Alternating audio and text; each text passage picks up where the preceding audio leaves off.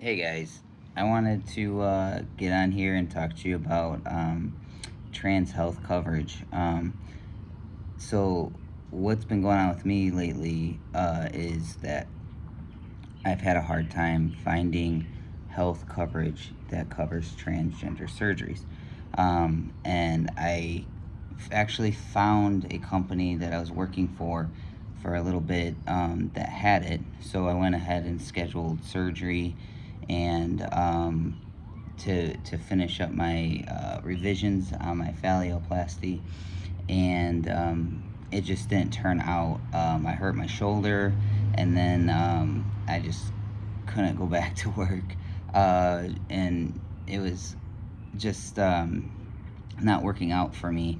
Um, and the thing about it is, even if I stayed and was good with the health insurance, um, the money to get down to Texas, the money to have the house running, with all the expenses and stuff. It's not a time that I could do that, and it's really hard. And the reason I bring it up is because, um, trying to stay focused, trying to stay positive minded about it. It's very discouraging when you finally find a place that has coverage, because I have been looking for about 4 years since my past surgery to find a place that actually covers surgery, and there's no real great way to go about it.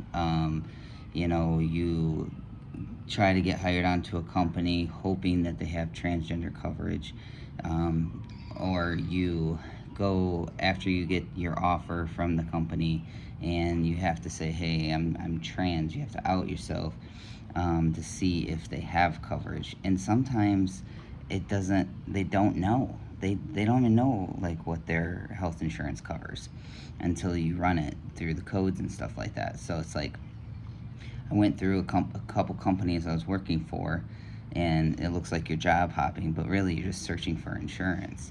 And then you finally find one, and it is the most manual labor I could ever have done. Like, I do landlording for a business, I flip houses for a business, but this was just repetitive lifting over my head and stuff like that. And I already have a bum shoulder, and it just got worse and worse and worse to where I couldn't do it.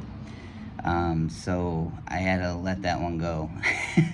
But the thing is like, even with having the insurance, like, how, when you have a family, how are you supposed to cover all the expenses of, you know, being off work, even if you have PTO?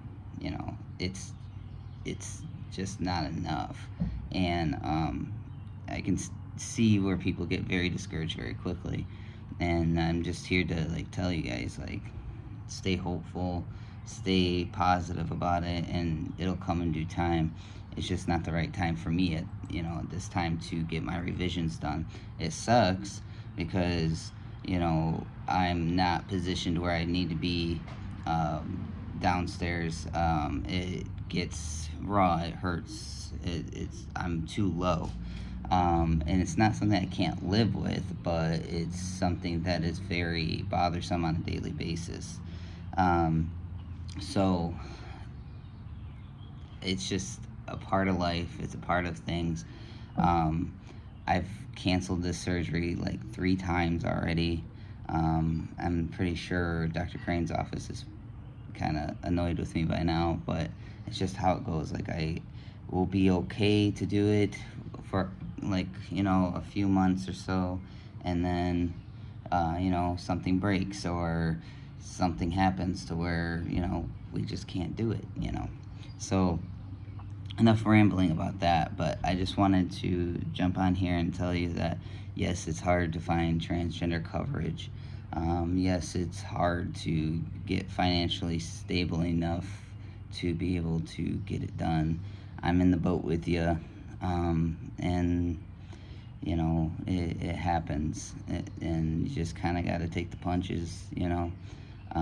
I think that's a lot of reason why people decide not to go with a lot of surgeries is just the financial strain of it. And like right now, kind of like how everything's been price hiked and whatnot, it's really not realistic. At least in my position, it's not realistic to do it. But you also have to look around and see what there is to appreciate. You know, for me, my business is taking off.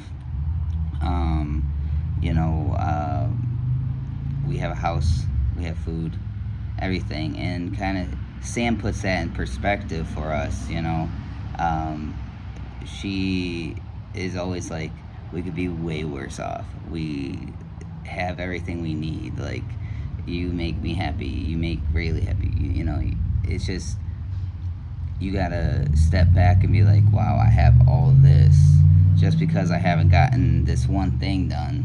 You know, um, doesn't mean that I'm not who I'm supposed to be or the quality of person I'm supposed to be. You gotta sit back and kind of realize, okay, you got your shit together. It's just you're having some bumps in the road. So, anyways, hopefully this helps. Hopefully it gives you a little bit of a, you know, feeling of you're not alone and a little camaraderie. Um, I'm here, man, and going through it too. So, like I said, it's been a long time since I've been able to actually try and get my neck surgery done, and so that's, you know, it's not a piece of cake. There's a lot that goes into it, a lot of money.